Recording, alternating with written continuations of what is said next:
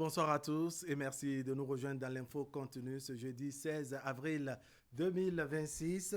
La Cour constitutionnelle entérine à la limite les résultats de l'élection présidentielle tels que proclamés par la Commission électorale nationale autonome Sénat. Romuald Wadani est bel et bien élu président de la République du Bénin à l'issue du scrutin du 12 avril dernier. Les 7 sages de la Cour constitutionnelle parlent cette fois-ci d'un taux de participation globale de 63,57%. Le président élu s'en sort avec 94,27% des suffrages exprimés et 5,73% pour son challenger du parti Foscori pour un Bénin émergent.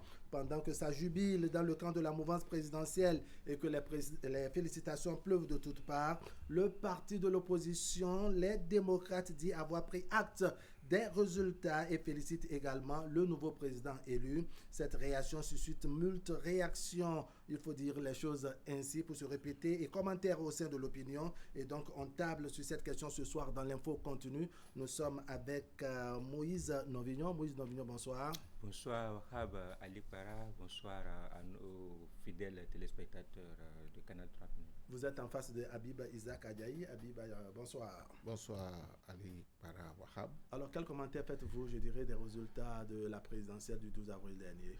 La Sénat a donné les résultats, la Cour constitutionnelle également ce soir, pour ne pas dire cet après-midi. Il peut en être autrement, il faut regarder avec quelle ferveur depuis l'annonce de la candidature, passant par l'investiture du candidat, je veux dire élu président, le président Romuald Wadani à Parakou jusqu'aujourd'hui, passant la campagne avec la motivation populaire qui a accompagné le candidat dans diverses communes. Il ne peut en être qu'autrement que de constater avec satisfaction les résultats proclamés aujourd'hui par la Cour constitutionnelle.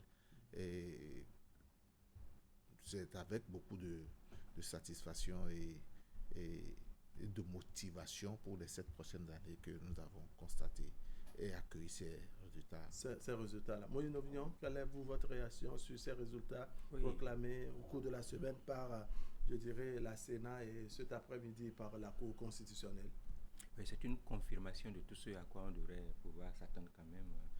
63% au plan national, 63,57% pour être plus précis, 94,27% pour le candidat élu, c'est-à-dire le président Romuald Wadani, et 5,73% pour son vis-à-vis, son opposant, notamment le challenger Paul Rompé et son colistier Ouanou Rock. C'est des performances auxquelles on pouvait déjà quand même s'attendre, hein, pour ce qui concerne le candidat Romuald Wadani personnellement ou bien particulièrement.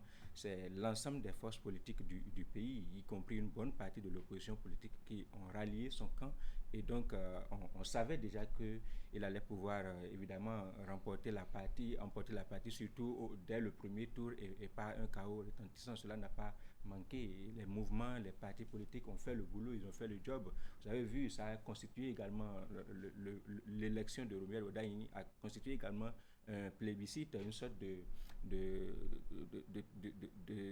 confirmation de la prophétie du président Patrice Talon qui avait dit clairement qu'il rêvait de se faire porter en triomphe à la fin de son mandat. Je pense que cette performance électorale également le porte en triomphe, parce que vous avez vu au regard les réformes qu'il a implémentées, notamment les réformes politiques, à un moment donné, n'ont pas été très tôt assimilées, très tôt comprises par une bonne partie de l'opinion politique, et avec le temps, vous avez vu, les uns et les autres ont fini par adhérer, y compris l'opposition radicale qui a fini par adhérer à sa cause. Et donc, je pense que l'élection du président Romuald Wadani constitue également une sorte de plébiscite pour le président, pour les actions, surtout du président Patrice Talon. Et donc, il est de bon ton, il n'y a pas de surprise en cette matière, c'est tout à fait normal. D'accord. On peut dire que c'est la saison des félicitations, hein, parce que bon, il y a de ces félicitations de part et gauche, de part et d'autre, les partis politiques, les mouvements de soutien et autres également, sans oublier les formations politiques.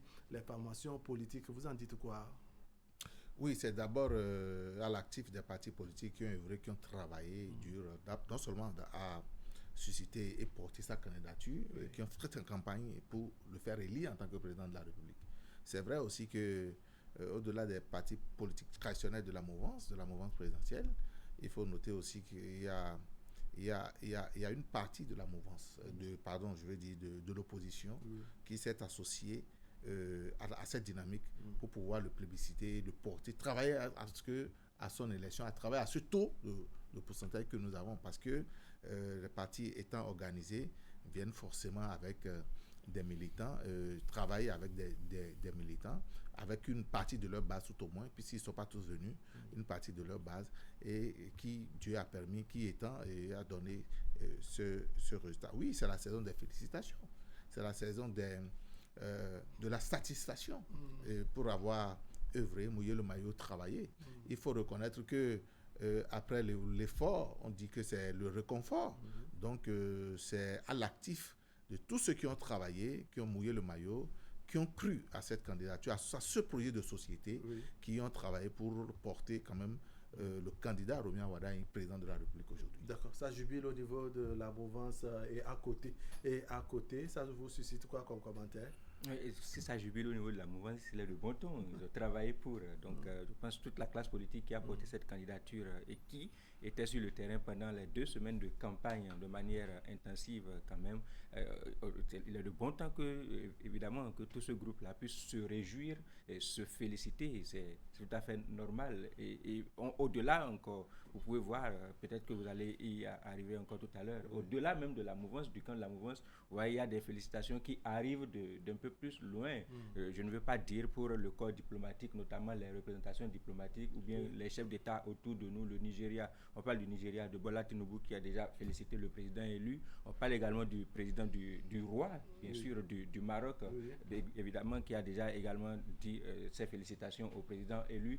Mais on reconnaît également au plan interne également les félicitations des adversaires, à compter ou bien à partir de Paul Orumpé, qui était le vis-à-vis le challenger dans les urnes et qui a déjà reconnu, bien sûr, sa défaite face à son challenger, au candidat ou alors au président Romeo Wardani, et qui a déjà félicité. Et on a lu également un communiqué du parti Les Démocrates, le parti le plus radical, le parti de l'opposition le plus radical quand même jusque-là, qui a également dit ses félicitations et sa satisfaction du déroulement du scrutin. Et donc, je pense que toutes les étoiles sont très bien alignées pour le président Romeo Wardani, qui reçoit les félicitations, les satisfactions de part et d'autre. Et donc, normalement, il a les pleins pouvoirs, la pleine légitimité, tout doit pouvoir rouler pour lui. D'accord. Vous comprenez, je dirais, cette posture que le parti Les Démocrates a adoptée une fois que les résultats provisoires ont été publiés par la Sénat. Le parti dit prendre acte, je dirais, de ces résultats provisoires et félicite le candidat. C'est vrai, il y a d'autres détails, mais je voudrais vous écouter sur cet aspect-là. Je pense que ce n'est que la suite logique d'une certaine démarche qu'ils ont adoptée à partir depuis un certain moment, enfin, depuis très récemment.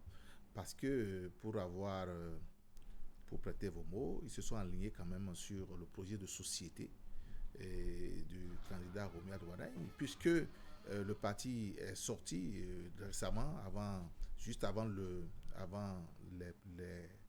les élections, pour dire qu'ils épousent une partie, j'utilise ces mots épouser, qu'ils épousent une partie du projet de société du candidat Romeo Wardani, parce que cela ressemble. Il y a des points de ressemblance qui, étant dans le projet de société de Romeo Wardani, se retrouvent, eux, dans leur projet de société.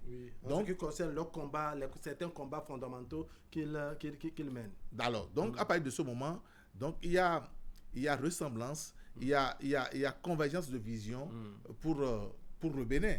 Donc, c'est normal qu'ils se disent, voilà quelqu'un qui porte une partie de notre projet de société, tout au moins, et qui se retrouve dans son projet de société à lui, et même si cela, je ne sais pas à quel pourcentage, et cela ne fait pas 100%, ça représente un pourcentage qui mérite quand même de dire, ça converge entre vous et nous, ça veut dire, il y a ressemblance. À partir de ce moment, c'est normal qu'on puisse quand même féliciter le candidat Romeo Wardani. Tout au moins, je ne serais pas surpris, pour ne pas vous devancer dans le débat, je ne serais pas surpris de les voir, même s'ils ne veulent pas le rejoindre, garder leur posture d'opposition, mais être dans une opposition modérée par rapport Comment vous voyez ça? La Sénat proclame les résultats, puisque c'était au moment de la proclamation des résultats provisoires par la Sénat que le parti a pondu son communiqué. Le parti prend acte des résultats qui proclame Wadayi élu président de la République et le félicite par voie de conséquence. Ça vous fait quoi? C'est élégant et c'est très bien. Nous sommes en démocratie et vous savez, on a beau tout dire, on a beau tout reprocher à nos acteurs politiques, on a commencé quand même par faire les choses avec une certaine élégance depuis un certain nombre de temps. Il faut avoir le courage de le dire. Depuis le renouveau démocratique, il y a la manière même, l'alternance à la tête du pays et de façon à ce que les lois sont respectées, les tests sont respectés. C'était déjà un gage, c'était déjà une façon de faire les choses avec élégance. Et donc, dire maintenant que, bien sûr, l'opposition radicale félicite ou salue, ce n'est pas une première en tant que telle. Surtout, on les voyait déjà venir. Je rejoins tout à fait mon vis-à-vis qui mettait l'accent là-dessus tout à l'heure.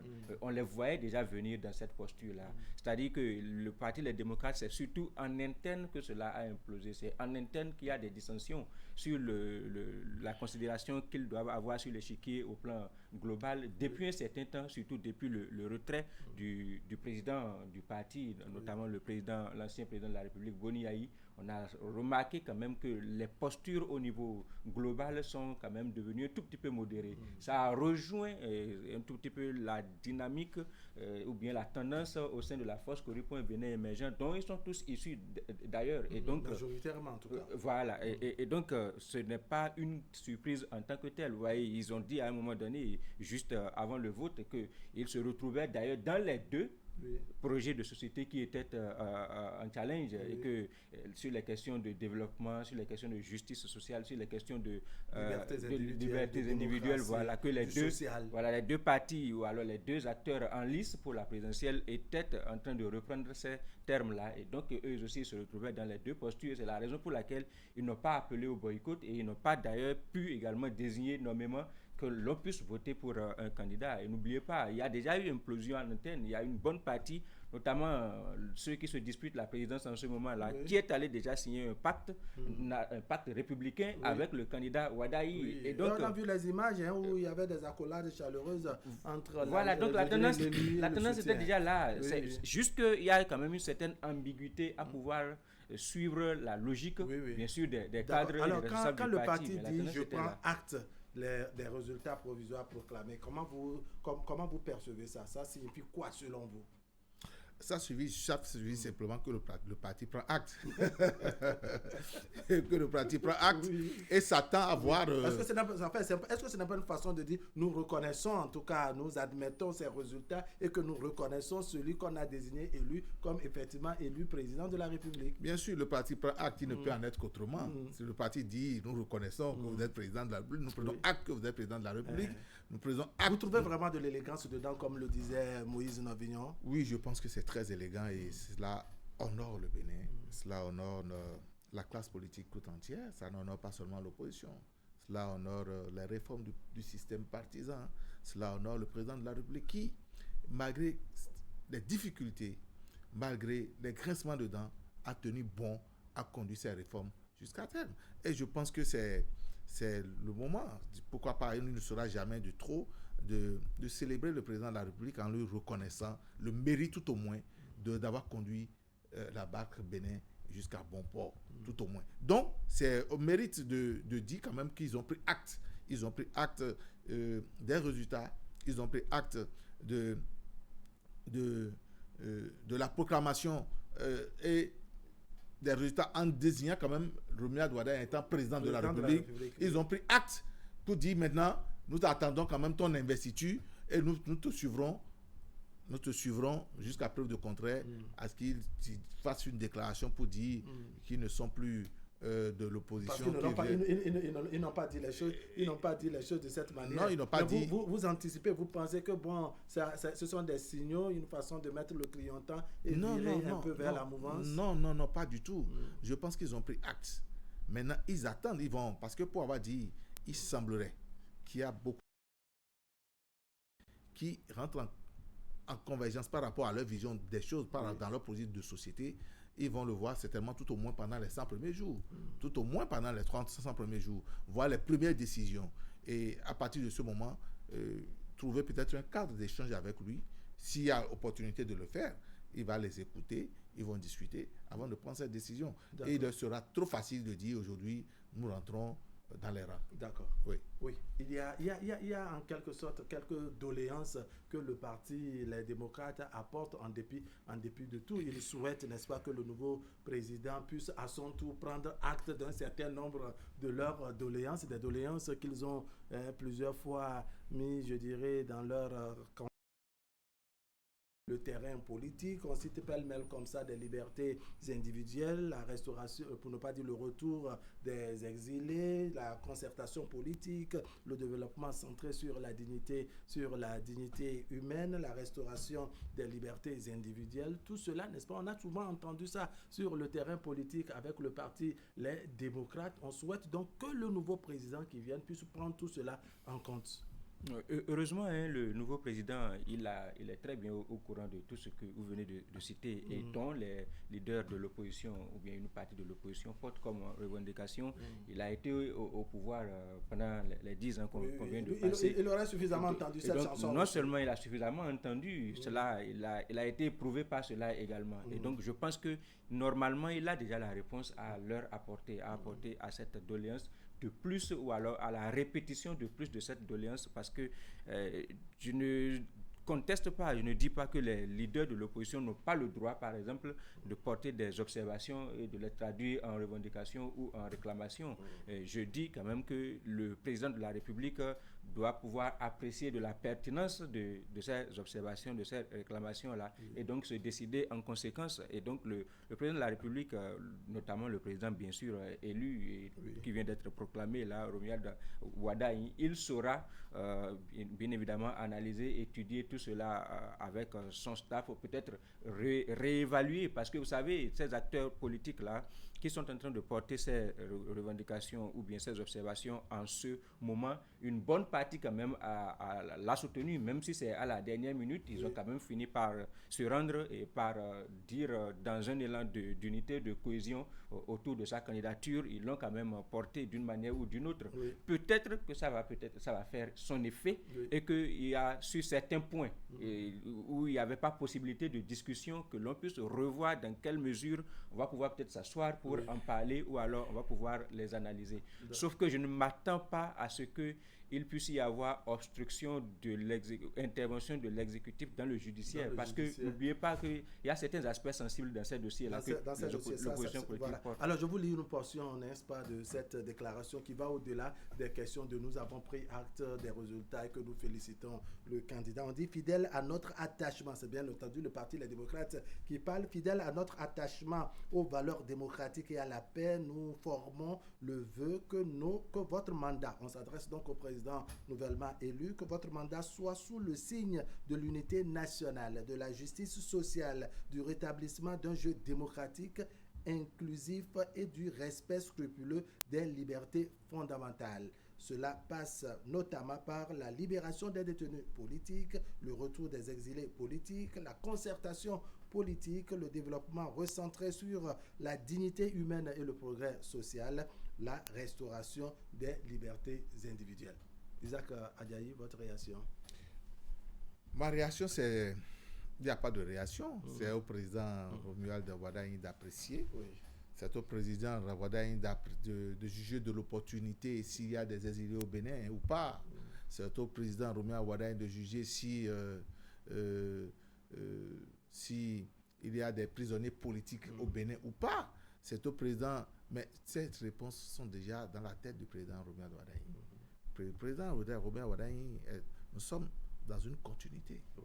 Alors, je ne crois pas, sauf erreur de ma part, parce que le président aura peut-être pour une raison ou pour une autre, il peut changer les approches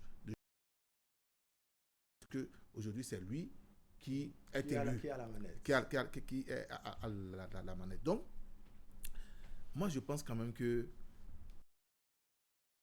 a une réponse extraordinaire que ce qui est déjà. Il l'a dit tout à l'heure. pour des questions de droit. Le président Ouaddaï ne peut pas décider quand même d'aller contre des décisions de la justice. Oui, mais c'est un terrain politique. Est-ce qu'il n'y a pas faisabilité? Est-ce qu'il n'y a pas possibilité? J'allais dire. Ce serait à lui d'apprécier. Naturellement. Et voilà pourquoi c'est à lui qu'on s'adresse. Ce serait à lui d'apprécier. Moïse Novignon, à travers ce discours, pour ne pas dire cette façon de procéder, est-ce que vous sentez toujours le caractère radical du parti, les démocrates? On formule un vœu. Est-ce qu'on va dire que le parti est resté, je dirais, égal à lui-même comme par le passé? Non, le ton s'est déjà un tout petit peu adouci quand même, depuis un certain temps. Et on le disait même encore tout à l'heure à l'entame. Donc, il y a désormais un peu de modération dans les prises de parole, dans les interventions. Et il ne saurait en être autrement. Hein. Ils ont peut-être. Vous voulez parler d'un parti semi-radical? Oui, semi-radical peut-être. Allons-y. Mais ils ont peut-être été durs et radicaux vis-à-vis du président Patrice Talon. Et ça ne veut pas forcément dire qu'ils vont l'être vis-à-vis du président Romuald Ouaddaï. Peut-être ils vont lui accorder un moratoire. Et ce n'est pas nouveau dans notre registre, dans notre pays, que les acteurs politiques tentent d'observer une certaine accalmie. Ne serait-ce que on parle généralement de 100 jours. Donc 1, 2, 3 mois peut-être, pour observer comment est-ce que le nouveau président de la République va poser, diriger ses actions prioritaires pour savoir par quel bout est-ce qu'il faut le tenir désormais. Parce que vous savez, dans notre contexte où les oppositions sont parfois des oppositions de personnes, et des oppositions d'intérêt, généralement on laisse un moratoire au chef de l'État de commencer par poser ses jalons, par lancer ses bases et de voir à quels intérêts est-ce qu'il est en train de s'attaquer pour peut-être redéfinir les autres points de réclamation, de revendication. Mais dans le cas d'espèce, je pense qu'ils sont modérés, mais que ça va continuer de réclamer quand même que certains acteurs puissent revenir au pays, que ceux acteurs politiques qui sont considérés comme opposants politiques en exil, ou encore certains acteurs qui sont en prison, qu'on considère comme opposants politiques en prison, ils vont continuer par répéter, parce que oui, évidemment, il y a des figures quand même majeures de l'opposition politique qui sont en prison. Les raisons ne sont pas forcément et tacitement politiques au regard des verdicts des tribunaux. Et les raisons qui ont envoyé les uns et les autres en prison, n'est-ce pas, ne sont pas forcément les mêmes, voilà. Les mêmes. Mais ils vont quand même continuer par répéter, parce que quand je prends le cas Madougou, par exemple, c'était le candidat du Parti Les Démocrates en 2021. Et donc, s'ils ont le candidat en prison, quels que soient les motifs et les mobiles, ils vont toujours continuer par tirer sur cette corde-là pour essayer de faire pencher la balance de leur côté. C'est le bon ton. Avez-vous noté également que le ton a changé, que le radicalisme ou la radicalité du Parti Les Démocrates, ce n'est pas le cas ici. On dit nous formons le vœu. Nous formons le vœu. Vous pensez comme Moïse Novignon que le ton a vraiment changé? Le temps a changé, la manière a changé. La manière a changé parce que quand on dit nous formulons le vœu, c'est un appel quand même à la générosité du président de la République. Moi, je pense que le Parti des démocrates pourrait tout avoir sur le plan politique.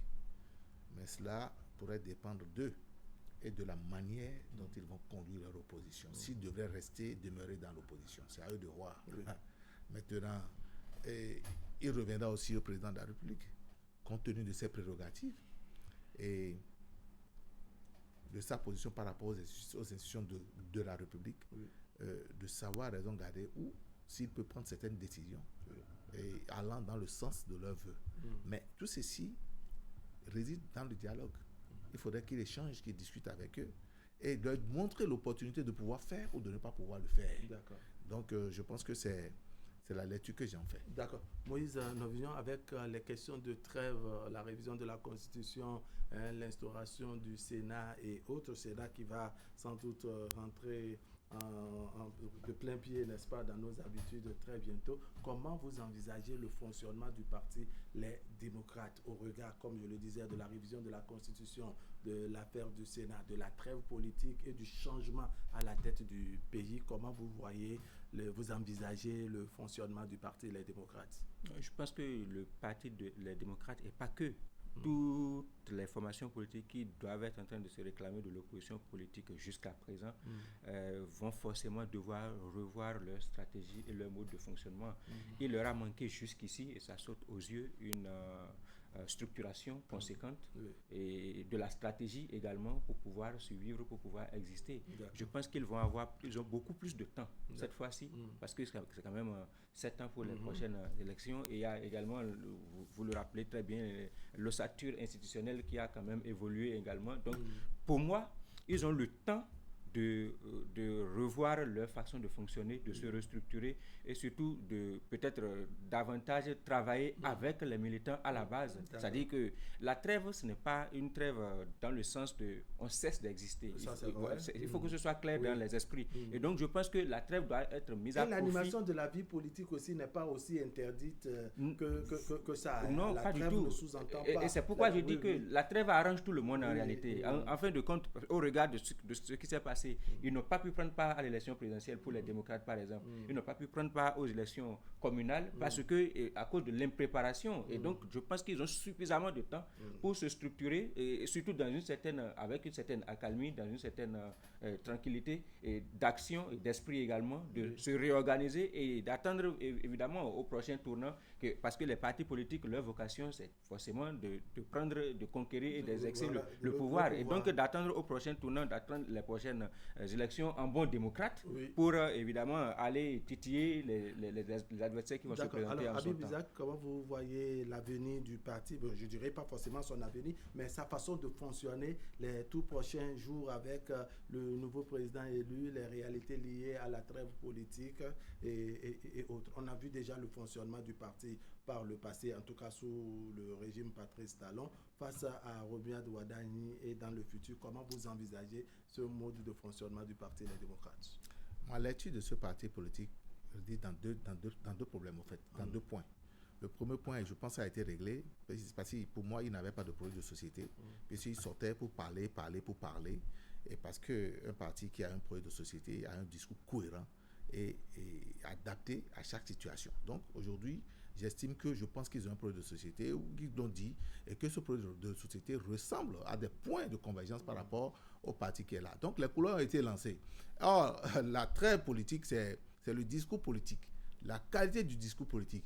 On n'est pas opposant radical pour faire de la politique de l'opposition, juste au détriment de l'intérêt national. Donc, je pense que pour critiquer, oui, d'accord, la trêve permet de critiquer, à l'opposition d'exister, mais vous faites des propositions conséquentes pour pouvoir dire, vous aurez pu faire comme ceci. Qu'on le veuille ou pas, le parti des démocrates est déjà sur la bonne ligne. Sinon, l'opposition sera soit une opposition modérée ou autrement dit une opposition constructive. Bon, voilà. D'accord. Votre mot de conclusion, vous, le temps est passé. Donc, je me réjouis en tant que Béninois de constater qu'on est en train de valider 3 quand même grandes élections, 3 élections majeures dans une certaine tranquillité, avec une maturité hors pair, et qu'on est en train d'inspirer tout le monde en fin de compte. Vous voyez la quantité de pays et d'institutions qui défilent chez nous, ou bien à la Hague, ou bien à la Sénat, ou bien à la Cour constitutionnelle pour apprendre, pour chercher à voir quelles sont les recettes que le Bénin a su utiliser quand même pour arriver à ces performances-là. En tant que Béninois, on doit être fier et dire à tous les acteurs politiques en général, mais également à ceux quand même qui ont porté le destin du pays sur ces 10 dernières années, nos satisfactions pour avoir réussi surtout à foncer droit là où tout le monde pensait qu'on ne pouvait pas, à foncer et à nous amener à découvrir cette fois-ci qu'on est capable d'aller plus loin, et on est en train d'aller plus loin justement. D'accord, Moïse Novignon, merci beaucoup. Habib Isaac Ejaï, merci également pour votre passage sur le plateau de l'Info Continue. Mesdames, Messieurs, ce serait tout pour aujourd'hui. Merci de nous avoir suivis. L'information continue sur Canal 3 Bénin. Tout à l'heure à 23h, vous avez la rediffusion, et demain autour de 10h30. Allez, portez-vous bien.